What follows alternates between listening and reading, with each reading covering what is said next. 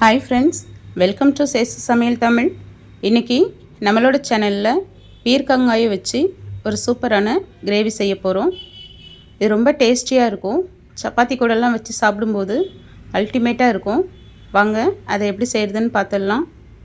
அதுக்கு முன்னாடி நீங்கள் இப்போ தான் நம்மளோட சேனலை ஃபஸ்ட் டைம் பார்க்குறீங்கன்னா சேசு சமையல் தமிழ் சேனலை சப்ஸ்கிரைப் பண்ணி பக்கத்தில் இருக்கிற பெல் சிம்பிளையும் கிளிக் பண்ணிவிடுங்க.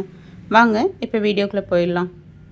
அதுக்கு ஒரு குக்கரில் 150 கிராம் அளவுக்கு துவரம் பருப்பை நல்லா கழுவி அந்த பருப்பு வேகிற அளவுக்கு தண்ணி ஊற்றி எடுத்து வச்சுருக்கேன்.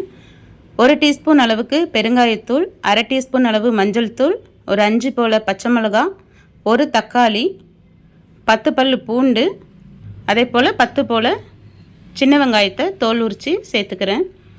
இது எல்லாத்தையும் சேர்த்து மிக்ஸ் பண்ணி இது கொஞ்சம் கொதி வந்ததும் நம்ம குக்கர் மூடி போட்டு விசில் சேர்த்து ஒரு 4 விசில் போட்டுடலாம். பருப்பு நல்லா குழஞ்சி வெந்துடும். இந்த டைமில் நம்ம ஒரு கடாய் அடுப்பில் வச்சுட்டு அதில் கொஞ்சமாக ஆயில் சேர்த்துக்கலாம்.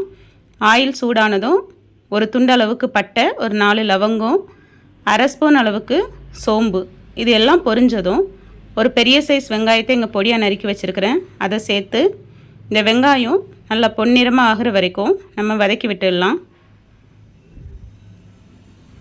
வெங்காயம் நல்லா வதங்கி வந்ததும் நம்ம இங்கே மீடியம் சைஸ் தக்காளி 2 இதை சின்ன சின்னதாக கட் பண்ணி எடுத்து வச்சுருக்கேன். இதையும் சேர்த்துக்கலாம்.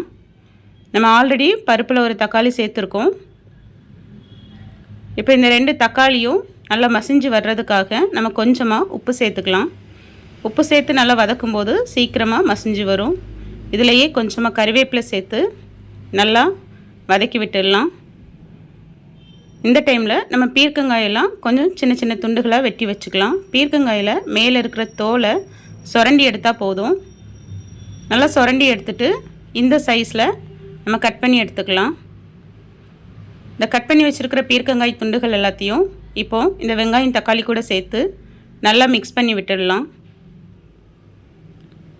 இதை ஒரு நிமிஷம் அப்படியே வதக்கிக்கலாம்.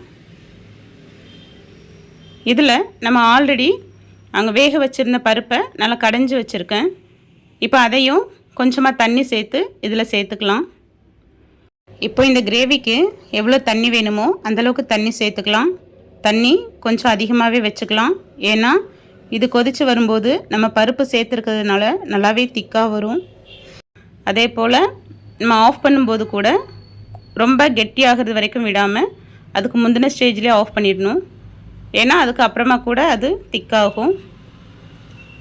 இப்போ தேவையான அளவு தண்ணி சேர்த்ததுக்கப்புறமா இதில் நான் 1 ஸ்பூன் அளவுக்கு சிக்கன் குழம்பு மிளகாய்த்தூள் சேர்த்துருக்குறேன். கூடவே 1 ஸ்பூன் அளவு தனி மிளகாய்த்தூள் சேர்த்துருக்குறேன்.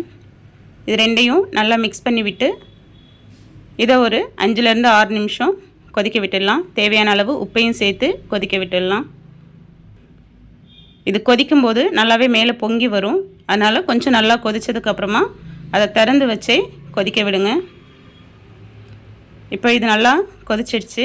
இந்த டைமில் இதுக்கு ஒரு பீஸ் அளவுக்கு தேங்காவும் இது கூட ஒரு சின்ன ஸ்பூன் அளவுக்கு சோம்பும் சேர்த்து கொஞ்சமாக தண்ணி ஊற்றி நல்லா நைஸாக அரைச்சி எடுத்துகிட்டு வந்துடலாம்.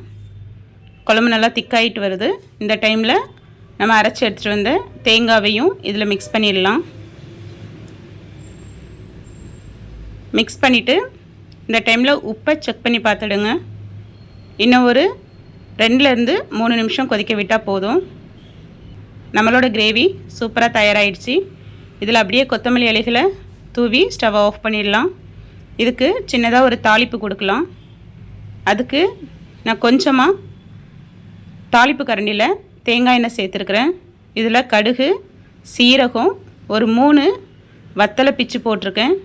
கூடவே சின்ன வெங்காயம் ஒரு 3 இதை சின்னதாக கட் பண்ணிவிட்டு அதையும் சேர்த்து கறிவேப்பிலையும் சேர்த்து இது நல்லா கோல்டன் ப்ரௌன் ஆகிறது வரைக்கும் இந்த எண்ணெயிலேயே பொரிய விட்டுடலாம்.